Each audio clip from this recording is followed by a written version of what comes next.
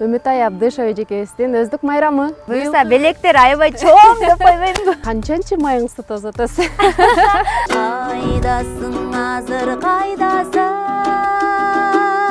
Мындай идея жаңы эле келди. Жолукпай эле жүргөн экенбиз. Томпойгон, Акчумал, Булчка, сүйкүмдүү Булчка болчумун да деп койбойнбу. Менин баян чертчү күйүүсүн айтайын. Той кайтарган күнүм сагынам. Оштон сага кесинге Кылымдар келген айтылып, ошол кыргыздын кымбат атылып. Амандык болсун дешет. Каталымдын өзүм мени кийин эле пайда болду да. Турмуштун оош кыйышы. Кызыл өрүк төгүлгөндөй. Мен өзүмдү азыр деле кичинекей сезем да. Балам, эртең анын туулган күнү, өзүмө белек кылып төрөп алгам. Жүрөк какшат, йыгылай, кара көзүм агылай. Сүйүү бар экенине ишенем. Сүйүүнүн көз айнеги жезди алтын кылып көрсөтөт деген сөз бар да.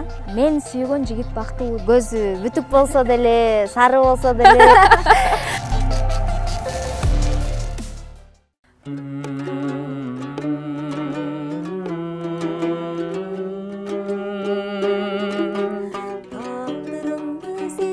Махаббатым сизге арнаган.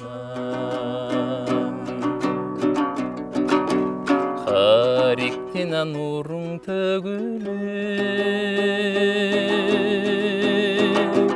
кат-катта боюм бөлүнүп. Кайгыга салдың карындаш-ай, картайган кезде көрүнүп. Мен картайган кезде көрүнүп.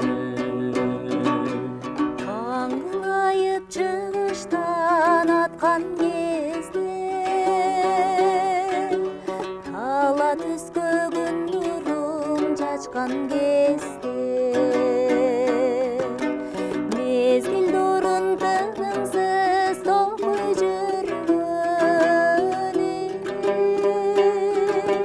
мелекке чүндүнөгө баткан кезде, тагдырымды сизге арнаган.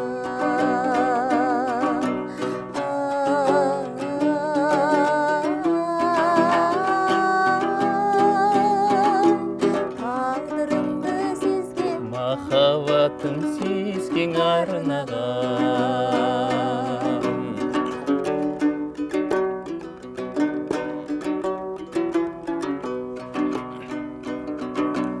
Удургуп санам сөгүлүп, урутуңдан күлкүң төгүлүп, убайга салдың карындаш-ай, улгайган кезде көрүнүп. Мен улгайган кезде көрүнүп. Бүлдүргөндөр шересин чачкан кезде, бүркүт шаңшып асманга учкан кезде, самайларын сеңселткен ак кайыңда,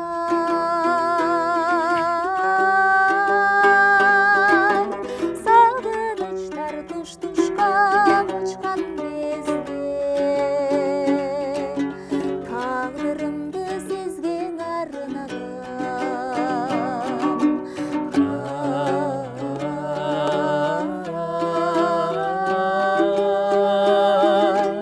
Тагдырымды сизге, Махаббатым сизге арнаган.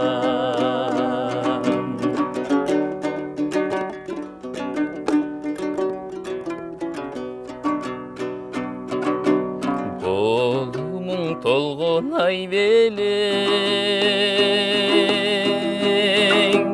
бол жошуп күчү жай белең. Бойтумар сындуу карындаш-ай, мен бозулаң кезде қайделең Амин бозулана кезде қайделең Жемиш бактар шересин төккөн кезде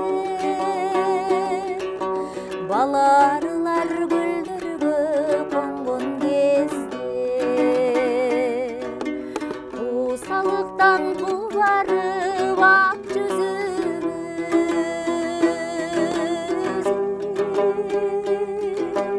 арабыздан көп күндөр өткөн кезде тагдырымды сизге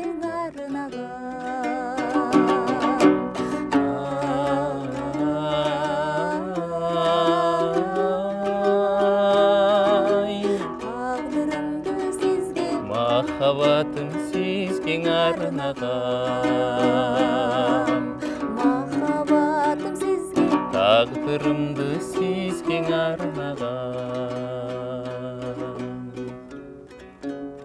Махаббатым сизге, тагдырымды сизге арнагам деп комузда кол ойнотуп, созолонто үн созуп, ырдап отурган бизден өнөр баккан инсандарыбыз Үмүтай Абдышева эжекебиз жана Тилек Таалай уулу.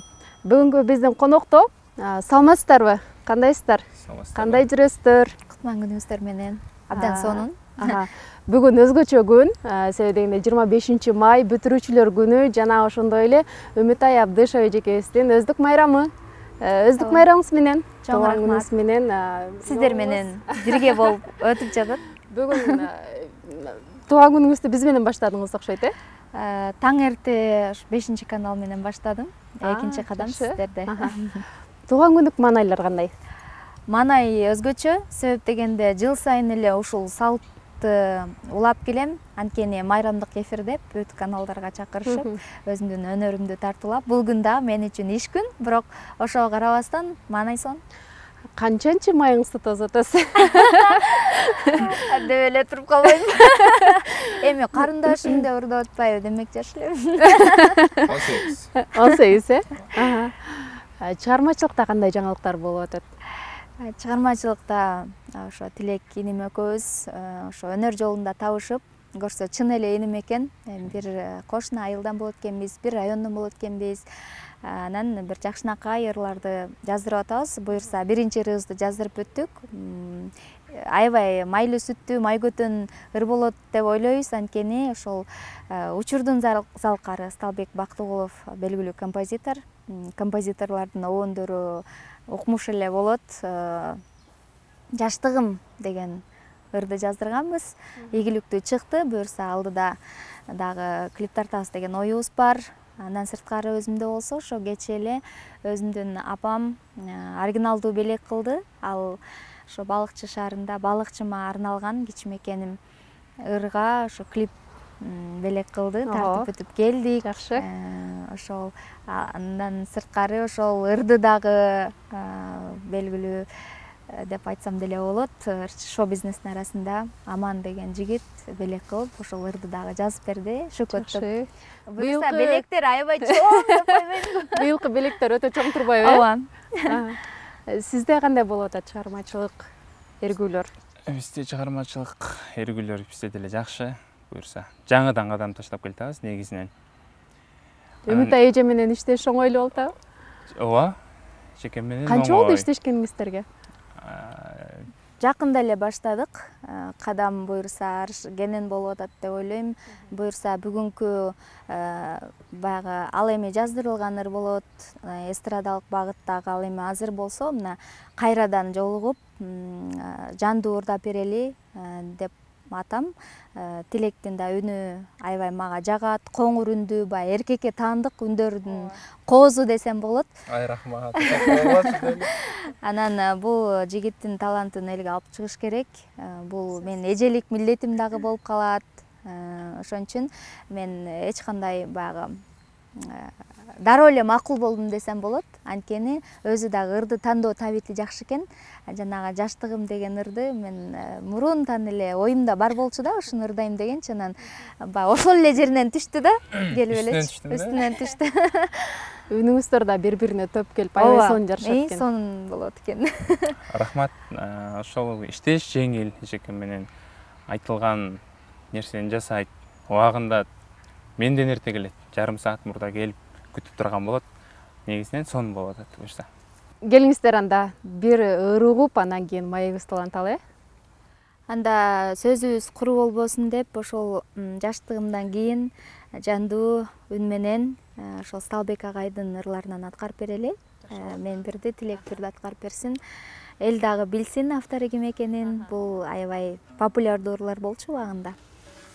Жакшы болот.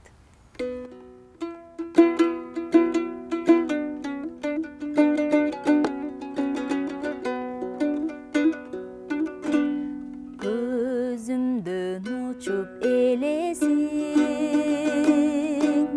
көңүлдү билеп келесиң, жабыркап жалгыз жүргөндү жарыгым качан сезесиң.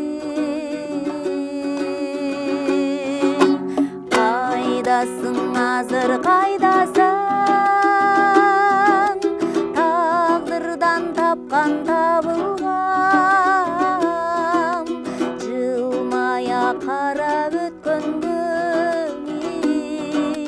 сагынам сени, сагынам, ай, сагынам сени, сагынам. Өчүрүп көңүл арманым, ак сүйүм келет арнагым, жылт этип мага көрүнчү, жылдыздуу менин ардагым. Кайдасың азыр, кайдасың, тагдырдан тапкан табылгам, кылчая карап өткөнгө сагынам сени, сагынам, ай, сагынам сени, сагынам, сагынам сени, сагынам, сагынам сени, сагынам. Браво. Керемет. Негизи бул ыр легендага айланган ыр да, аябай сонун ыр. Аябай сонун чыгарма болду. Келиңиз эми Тилек мырза. Сизден бир чыгарма алсын. Сагынам деп ырдап атпай. Сагынамга жооп кылалычы. Ошол эле Сталбек Бактыгулов агайыбыздын автордук чыгармасы Жалгызымсың.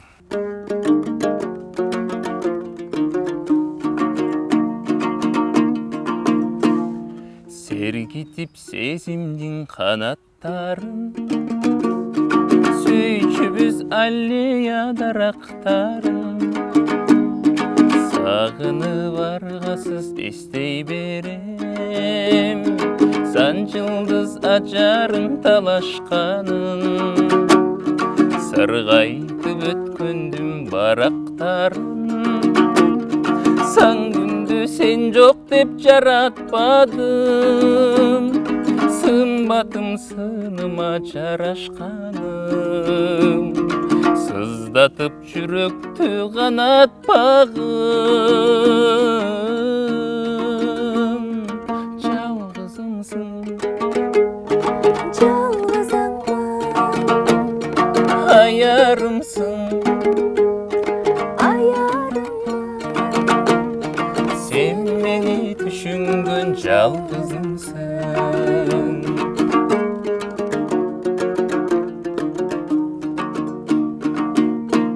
Сен келчүң айлуу кеч аппак кайың, сыры бар жан билбес мага дайын, мыктууң ошол кез сурап алгыс саматып алыстай талан сайын сабылып жүрөктү чалат жалын сезгендей күн өтүп баратканын самайың жел болуп тараптайым саналар сен издеп барат жаным жалгызымсың аярымсың сен мени түшүнгөн жалгызымсың топ гүлдөр ачылтып чанактарын топ куштар талытып канаттарын толгонуп толкундай сезеличи топ жылдар кош айтып баратканын жалгызымсың аярымсың сен мени түшүнгөн жалгызымсың сен мени түшүнгөн жалгызымсың баракелде. Чоң рахмат. Мындай идея жаңы эле келди. Бүгүн бул жерден эле атабыз, буюрса. Бул жака келип, жаратылыштын койнунда чыгармачылык бир эргүүлөр ачылып атат окшойт, э? Ооба. Жолукпай эле жүргөн экенбиз деп коеюн. Сиздерди күндө эле ушул жакка алып келип тартып эле. Тапшырма даярбы деп. Ооба. Анан бирөөңүздөр баягы сагынам деп, бирөөңүздөр жалгызым деп ырдап калдыңыздар да, анан чыгармачылык адамдардын сезимдери негизи эле башкача болот го. Сүйүүнү кандай элестетесиздер? Кандай сүйөсүздөр сиздер? Сезимтал болобу? Мындай сүйүүнү башкача көрөт болушуңуздар керек. Мен айта берем, мен сүйгөн жигит бактылуу депчи. Себеп дегенде, билбейм, менде романтиктер жок болуш керек деп ойлойм айымдардын катарында. Анткени мен сүйүүмдү проза менен, поэзия менен, оңдуур менен, көз карашым менен билдирем да. Анан ошондуктан мени сүйгөн киши абдан жакшы бал сөздөрдүн кучагына оролуп эле өмүр сүрөт деген ойдомун да. Бал сөздөргө оролуп эле балкып эле жатып калат турбайбы? Демек, ачык айкын айтпасаңыз дагы бир табышмактуу кылып. Жок, ачык эле, беткеле. Беткеле. Сен мага абдан жагасың, ушунчалык өтө жагасың. Поэзия менен деп калдыңыз да, анан мен Instagram аккаунтуңуздун баягы эмесинен шапкасын окуп калдым окшойт. Жазмакер деп, жазмалыкта жагыңыз барбы? Мен өзүм ошо окуучулук кезде кыргыз тили адабиятынан олимпиадаларга барчумун. Ошондон улам баягы акын жазуучулардын өмүр таржымалын, чыгармаларын окуп, баягы эргүү алсам керек. Мен негизи бирок айта кетчү нерсе, сүйүүдөн азап тартканда, ажырашканда, урушканда, сагынганда, куса болгондо гана жаралат. Алар менин өзүмдүн эле эшектептеримде сакталуу.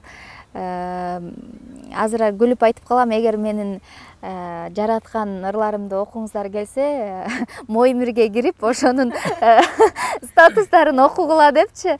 Ал кезде ошол болчу, мен ошол убакта аябай катуу жазган элем. Азыркы учурда деле бар, бирок мен алып чыга элекмин азыр. Анткени багы бөдөнөн сойсо да касапчы сойсун деп, эгерде ошол ыр чыгып сынга түшүп калса, кандай сындалат деп сындан коркуп чыгарбай жүргөн учурум, бирок бара-бара көзөм болуп чыгат болуш керек. Буюрса, күтөбүз.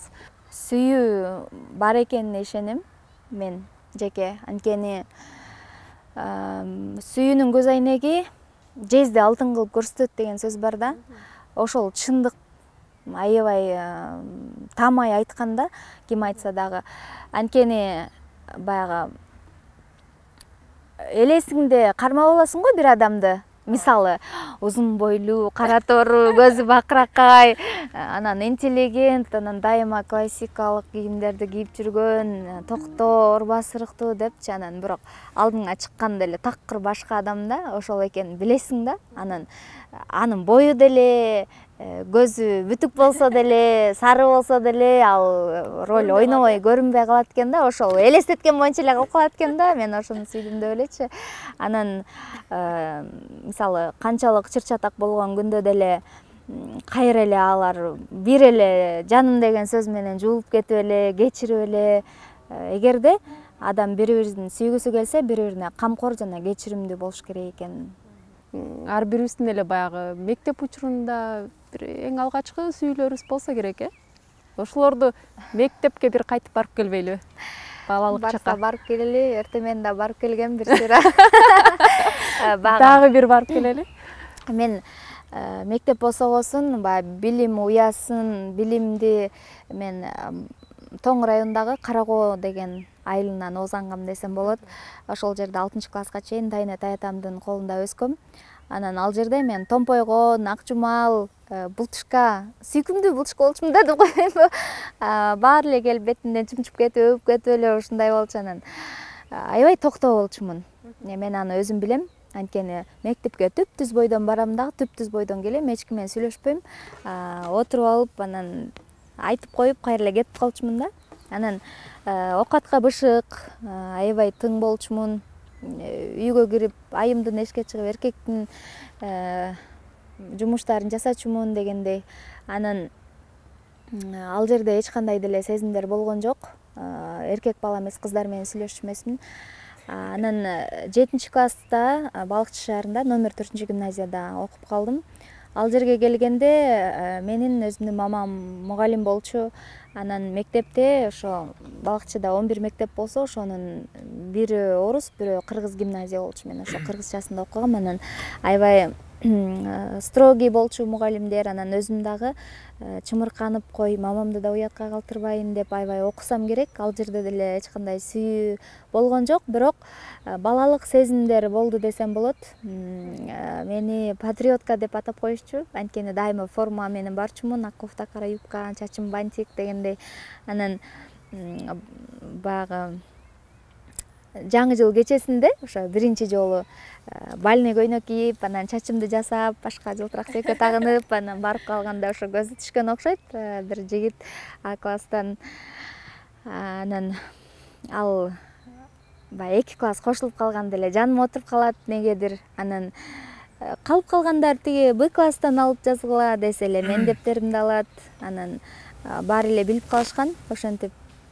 Анан бизде азыркы учурда жок керек, биздин учурда парталар, дептерлердин арттары баягы Т плюс Ү же болбосо ушундай А плюс Б деген барабар деп ошондой сүрөттөр эле тартылып келип калчу. Ал жаңылык эмес болчу. Бирөө сурап алса, арткы барактар жазылып келет, тартылып келет дегендей элечи. Ушундай сезимдер болгон.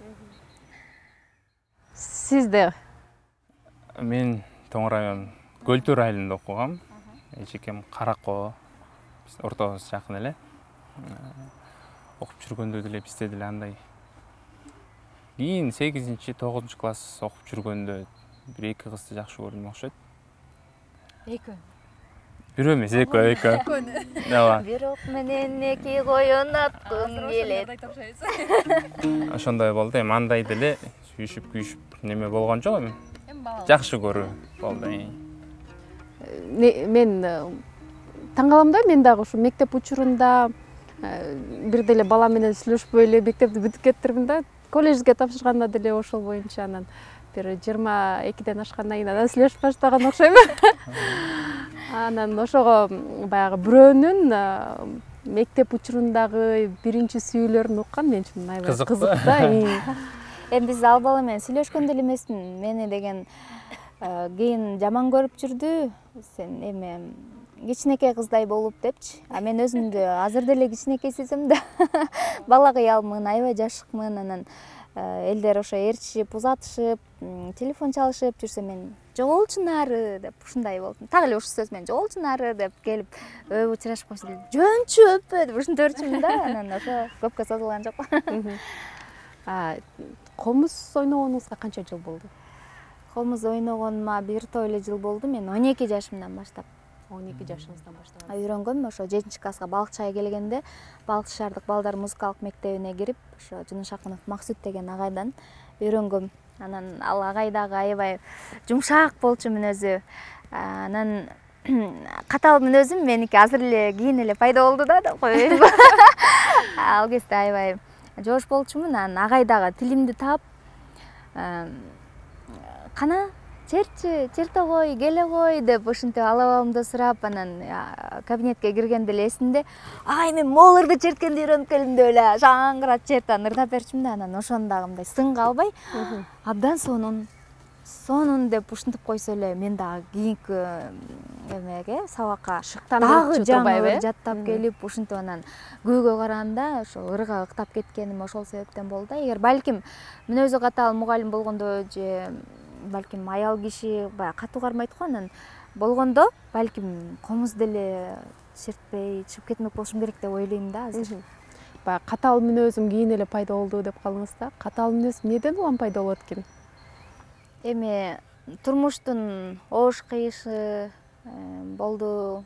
Анан ошол убактан түрткү болду. Анан эми азыр мырзаларды сындасам, азыр мени баары жаман көрүшүп, жаман ой пикир жазышы мүмкүн, бирок арасында деп айтайын, арасында баягы жалкоо, аял кишиге кол көтөргөн, аял баягы үй бүлөгө жоопкерчилик албаган мырзалар көбөйдү да, бара-бара эле көрүп жүрөм. Анан ошолордон улам турмуштун тизгинин өз колуңа алгың келет экен да.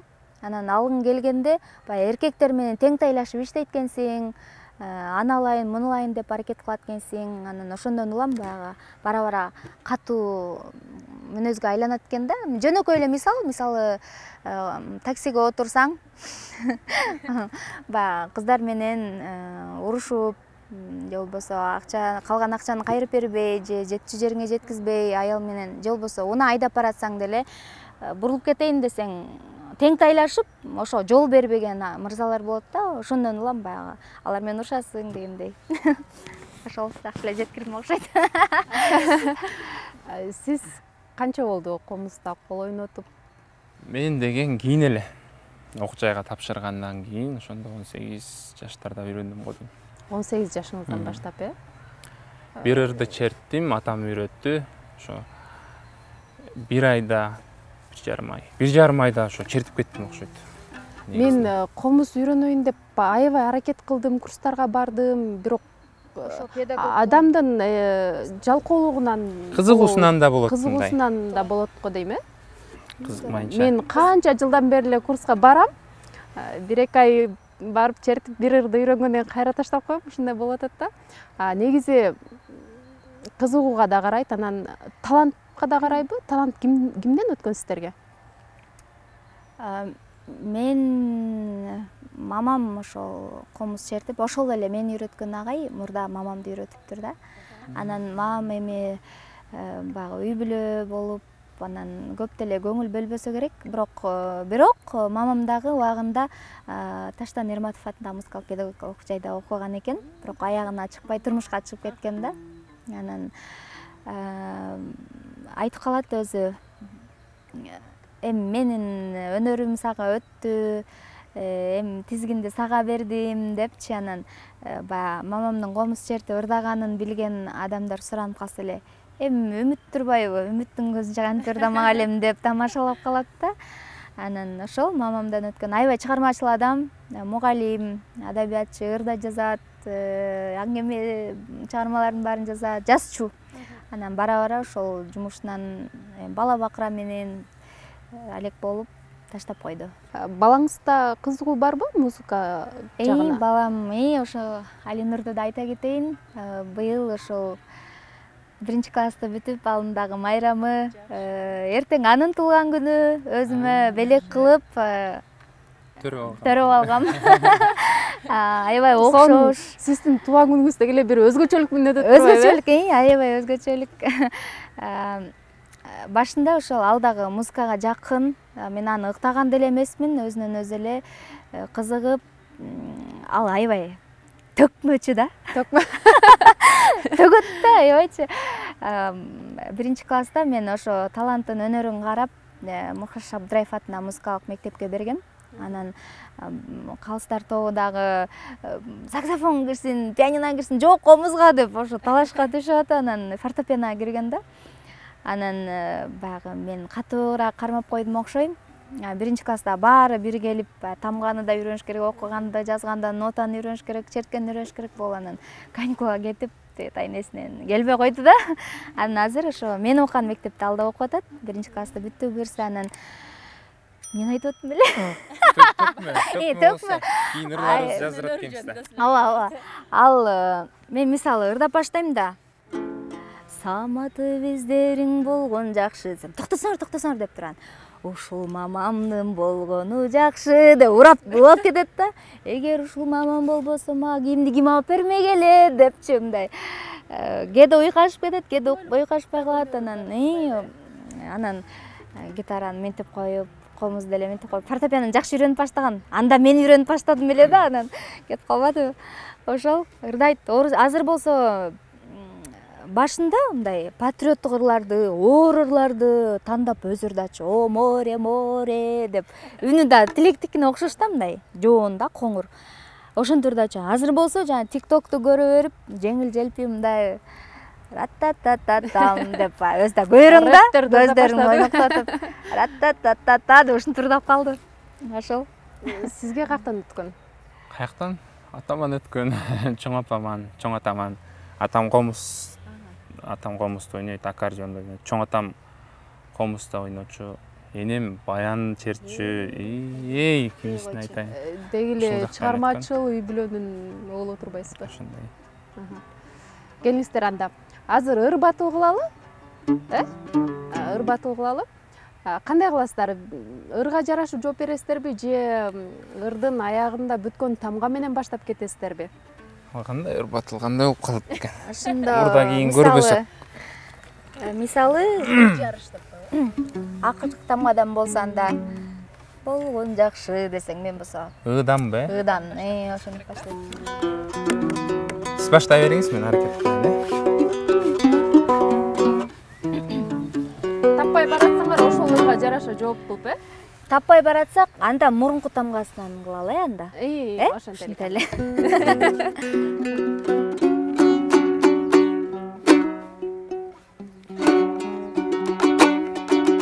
Сен дегенде кыялдарым кыйналамын кыялдарды тыя албай. Сенден мага жалгыз гана сөз керек. Сендикмин деп шыбыр, ой сендикмин деп шыбыра кояян ба. Ый деген жок да. Ый жок. Адан баштай бериңиз. Адамбы? Амандык болсун дешет, өксөлөр толсун дешет, байырлап башыбызга бак дөлөт консун дешет. Бар болсок кандай жакшы, бар болгон кандай жакшы, бар болсок кандай жакшы. Ыдан сөз барбы? Ышкым терип асказосунан ой кайтарган күнүм сагынам. Мен көлгө жалгыз келип байыралдым, тургуздум махабаттын пайдубалын. Не болду? Айтчы жаным саган не болду? Не болду? Не болду? Не болду? Аллага чык көзүңдөн олай. болду.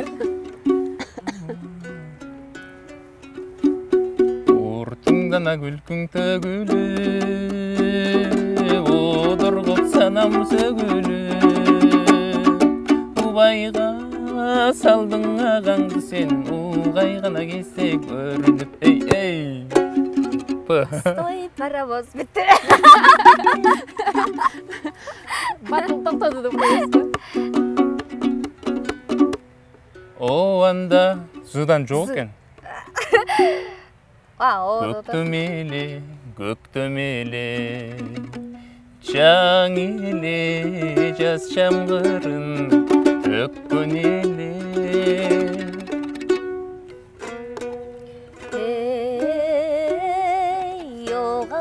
қалың жер томатын келді бақыт кет қайрылам бары жашың ей қалыңды сөзімді қылымдар келген айтылып ошол қырғыздың қымбат атылып бір кезден боға заманда мереңдеп кеткен чачылып бағына қырғыз елімден батыры манас тулып баштарын қошқан шақырып абасы бақай қошойдың ошол алдыда жүрген башқылы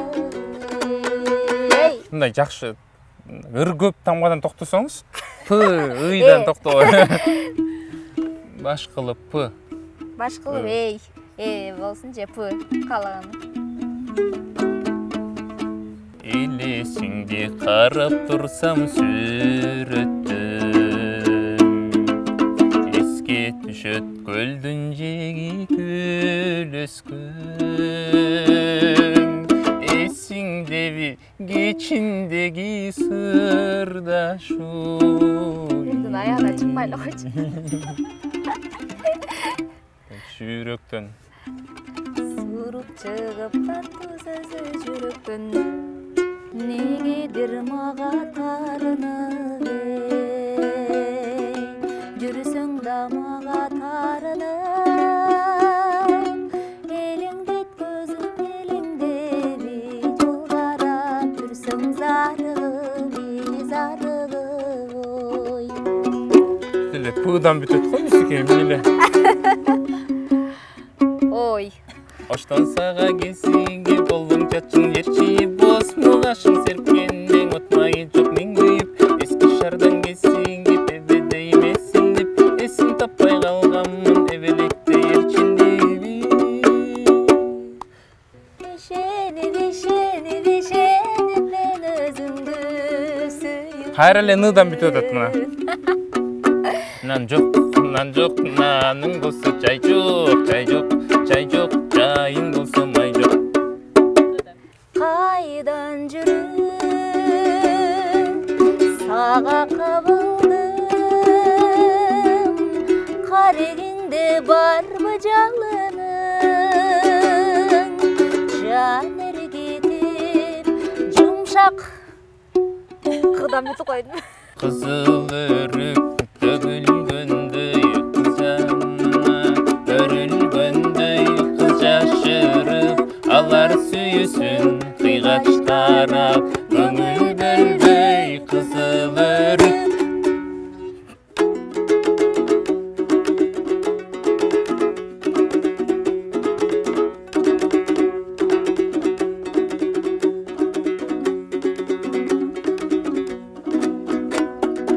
ай чыкканда балбылдап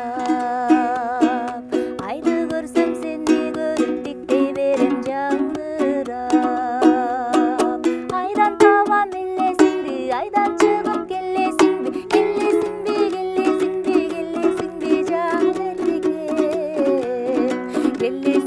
жан эркем суу жегинен кучактап сууну көрсөм сени көрүп тиктей берем кылчактап